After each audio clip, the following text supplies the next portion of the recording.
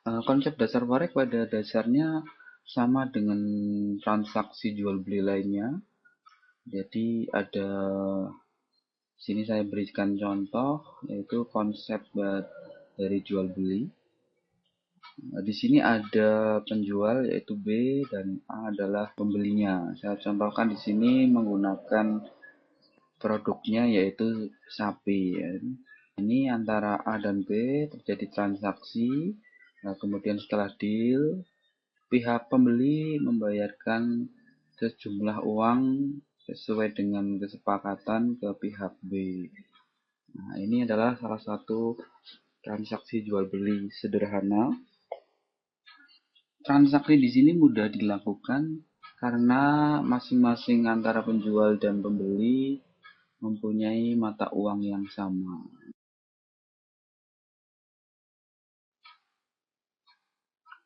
Transaksi sedikit lebih sulit apabila dua pihak yang melakukan transaksi ini mempunyai mata uang yang berbeda. Saya ambilkan contoh di sini. C adalah pengusaha dari Australia dan A ini adalah pengusaha dari Indonesia. Kedua pihak ini berencana untuk melakukan transaksi. Katakanlah pihak A ini ingin mengimpor sapi juga ya dari C, pengusaha C di Australia. Setelah ada deal, sepakat berapa harganya dan mata uang apa yang nanti akan digunakan sebagai alat pembayaran. Pihak C ini mintanya dibayar dengan Aussie dollar, Australian dollar ya. Bagaimana pihak A yang mempunyai uang rupiah ini membayar pihak C? Tentu saja pihak A ini harus pergi ke bank ataupun money changer ya untuk menukar rupiahnya dengan Aussie dollar ini. Kegiatan menukar mata uang sebenarnya adalah membeli mata uang asing dengan menggunakan mata uang dia. Jadi di sini pihak A sebenarnya adalah membeli mata uang AUD ini.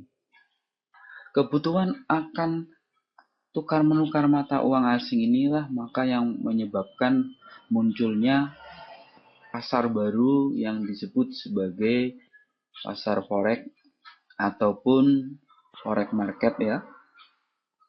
Disinilah kita nantinya akan jual beli mata uang asing, bertransaksi, berinvestasi, mengambil keuntungan, naik turunnya harga. Nah, mungkin agak membingungkan ya, biasanya produk itu dalam bentuk barang seperti sapi ini. Cuman kali ini karena ini produk yang diperjualbelikan adalah mata uang, mungkin bagi orang yang awam agak sedikit membingungkan. Tapi kalau pemahaman kita adalah jual beli, maka pasar forex ini lebih mudah dipahami. Dari contoh di sini bahwa AUD adalah uang yang diperjualbelikan, di mana pihak A adalah pembelinya, sedangkan bank ataupun money changer adalah penjualnya. Kita masuk ke pokok bahasan selanjutnya yaitu struktur pasar forex.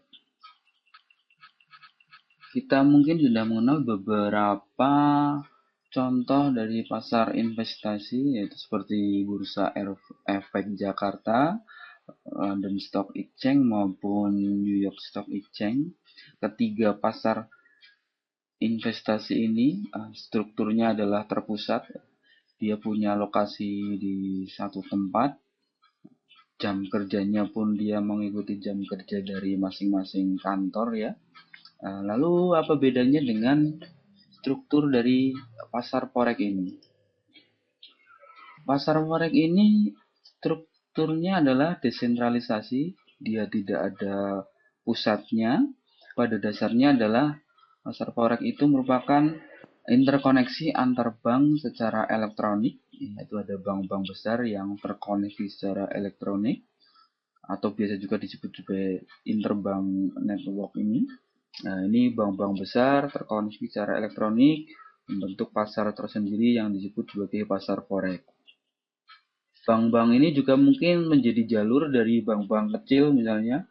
Bank-bank kecil mau masuk ke pasar forex, dia harus melewati dari bank besar ini atau mengambil harga dari bank ini. Bisa juga nanti broker-broker forex kita juga ngambil dari bank. Nah, kita lihat di bagannya saja.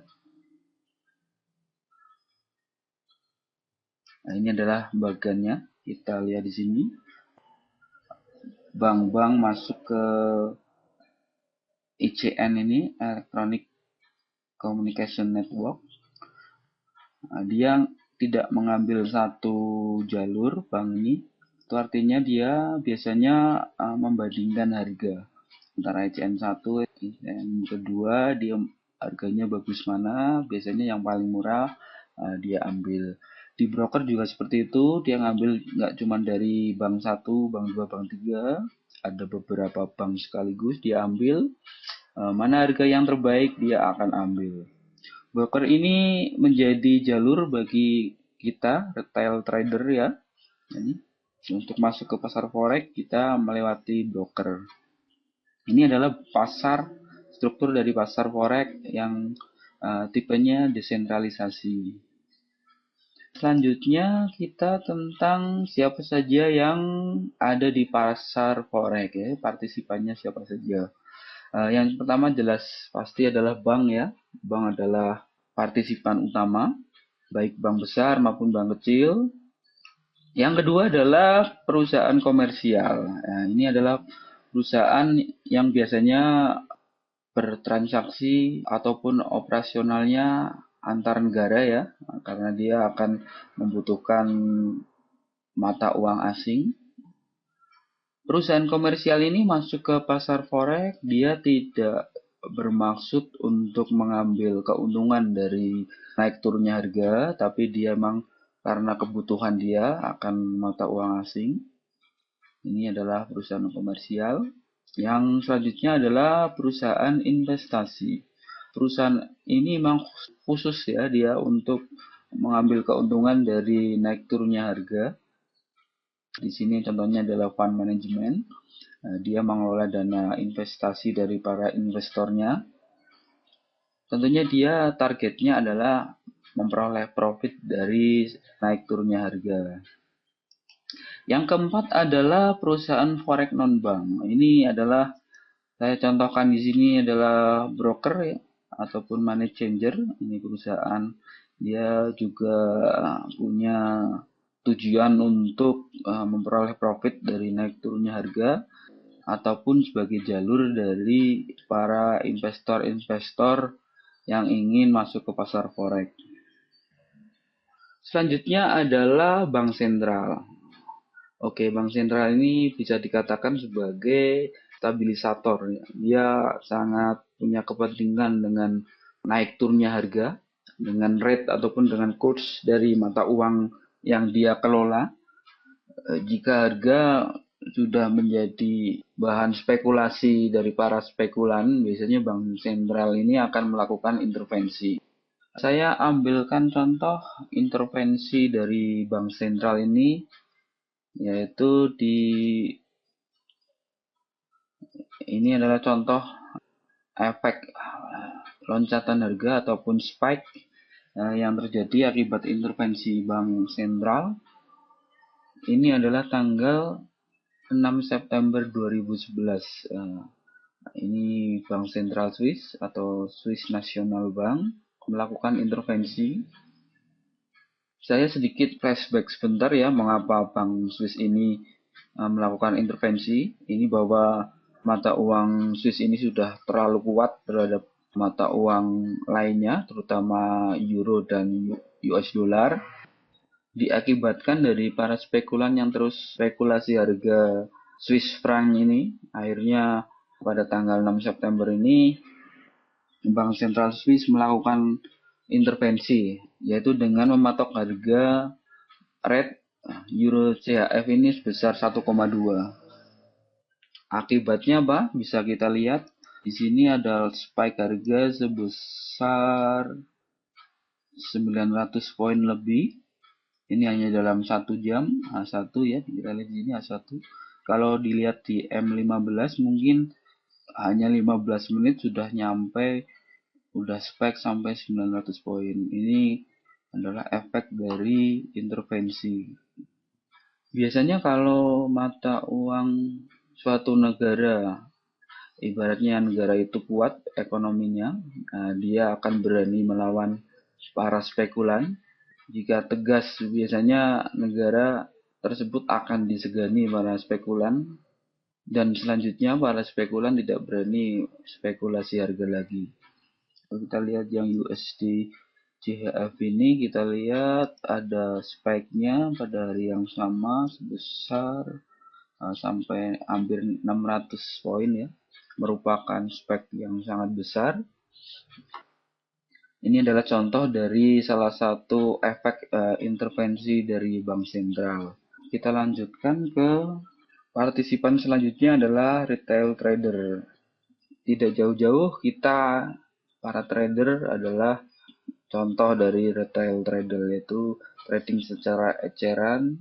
Bisa juga mungkin perusahaan investasi-investasi yang jumlah investasinya tidak begitu besar, bisa dikatakan sebagai retail trader. Bahasan selanjutnya adalah tentang kelebihan investasi forex dibandingkan dengan investasi lainnya. Yang pertama adalah bahwa market forex ini buka selama 24 jam, non-stop 24 jam. Kita lihat dulu bukanya dari Senin pagi sampai Sabtu dini hari waktu Indonesia Barat. Ini ditandai dengan market New Zealand ataupun Australia yang buka pada Senin pagi dan ditutup pada saat market US close Jumat sore waktu US ataupun Sabtu dini hari waktu Indonesia Barat. Dengan market 24 jam ini, keuntungan kita adalah kita bebas memilih waktu trading. Kita mau trading pagi hari, mau siang, mau malam, ataupun mau dini hari bisa dilakukan. Jadi mungkin bagi Anda yang pagi ataupun siang kerja, malamnya punya waktu untuk trading. Jadi tidak mengikat kapan kita punya waktu kosong, kapan kita punya waktu longgar, kita bisa trading forex. Asalkan kita bisa fokus dengan trading yang kita lakukan. Kelebihan selanjutnya adalah biaya transaksi yang kecil. Biaya untuk bisa transaksi forex adalah bahwa kita cuma mengeluarkan biaya untuk spread. Spread ini adalah perbedaan antara harga jual dan harga beli. Kalau kita ke bank, mungkin sering kita lihat ada papan kurs ya. Di situ ada papan harga rate mata uang. Katakanlah misalnya harga jual USD rupiah 9.200, harga belinya 9.000. Jadi ada spread sekitar 200 rupiah. Nah, ini adalah biaya transaksi kita. 200 rupiah merupakan keuntungan dari bank itu. Jadi spread adalah keuntungan dari bank ataupun dari broker. Yang kedua adalah komisi. Komisi ini tidak besar-besar, paling hanya sekitar 1 pip, 1 poin ya. Broker tidak semuanya menarik komisi, ada juga broker yang non komisi. Komisi ini juga biasanya hanya untuk tipe-tipe akun tertentu, jadi tidak semua tipe akun ada komisinya. Selanjutnya adalah bisa ambil keuntungan dari harga naik maupun harga turun. Kita contohkan saja investasi jual beli mobil, katakanlah seperti itu. Kita mungkin bisa untung kalau harganya naik ya, harga pasaran naik. Kalaupun kemudian harga pasaran turun, jelas pasti kita rugi. Di forex berbeda, harga naik maupun harga turun kita tetap bisa mengambil keuntungan. Jadi intinya adalah bahwa buy sebelum harga naik dan sell sebelum harga turun. Kelebihan selanjutnya adalah penggunaan leverage. Leverage ini bisa dikatakan sebagai daya ungkit ataupun faktor ungkit.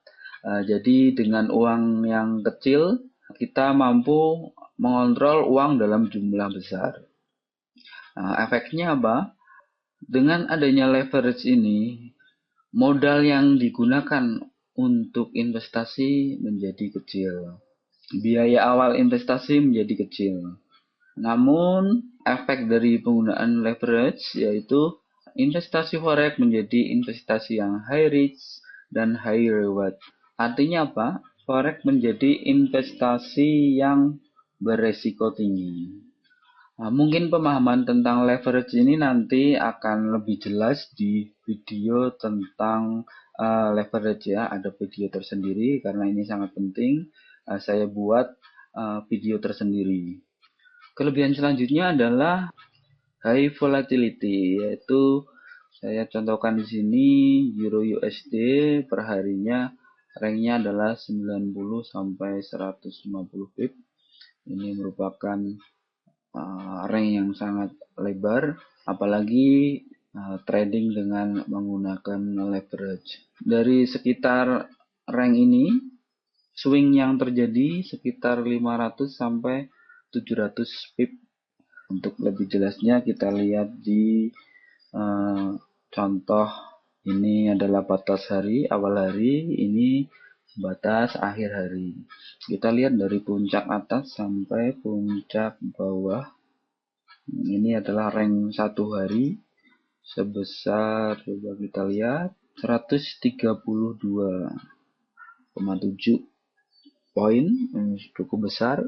Swing yang terjadi kita lihat dari sini, swing naik, swing turun, swing naik, swing turun, swing naik, swing turun, swing naik, sampai swing turun jauh sekali. Kita lihat aja dari sini 49 lebih ya, 15,8. Kalau yang kecil-kecil ini coba 15. Ini yang paling dalam, turunnya ada 117.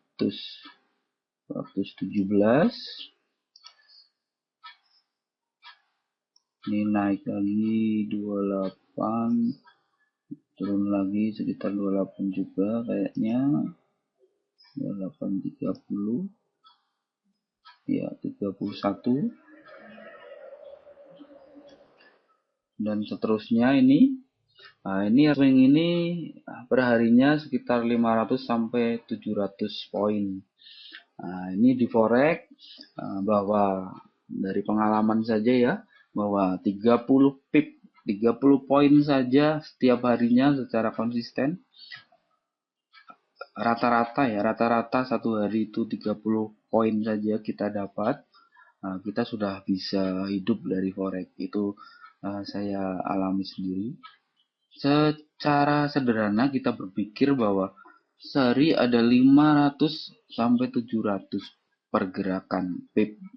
Ambil 30 saja, masa kita nggak bisa?